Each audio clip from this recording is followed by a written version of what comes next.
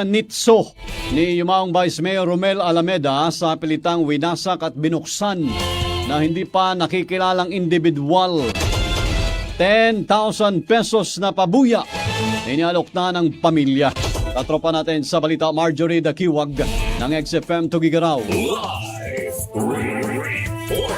Patuloy pa rin iniimbestigahan ng mga otoridad ang insidente ng paninira at sa pilitang pagbubukas sa nicho ng yumaong Vice Mayor ng Apari, Cagayan na si Vice Mayor Romel Alameda na naganap noong gabi ng Huwebes, Mayo 21 taong kasalukuyan. Batay sa salaysay ng kapatid ng yumaong opisyal na si Isadel Alameda, nakarinig ang ilang residente ng kaluskos at tila pagbabakbak sa bahagi ng sementeryo kung saan nakalagak ang labi ng dating vice-alkalde. Agad naman itong iniulat sa mga opisyal ng barangay, subalit pagdating ng mga otoridad ay wala nang naabutang suspek sa lugar. Ayon sa pamilya, may ilang gamit na umano'y nawawala mula sa loob ng libingan, kaya't lumilitaw ang posibilidad na pagnanakaw ang isa sa mga motibo ng insidente. Sa social media post naman ng byuda ng yumaong opisyal na si Ginang Elizabeth S. Alameda, mariin nitong kinondena ang nangyari at umapela ng hustisya para sa sinapit ng puntod ng kanyang asawa. Nananawagan ng pamilya sa publiko na makipagtulungan sa investigasyon ng pulisya upang agad matukoy ang mga nasa likod ng insidente. Nag-alok din sila ng 10,000 pesos na pabuya para sa sinumang makakapagbigay ng mahalagang impormasyon. Matatandaan na si Vice Mayor Romel Alameda ay nasawi kasamang 5 pang individual matapos tambangan sa kahabaan ng Bagabag, Nueva Vizcaya noong Pebrero taong 2023. Noong Marso taong 2025 naman, 2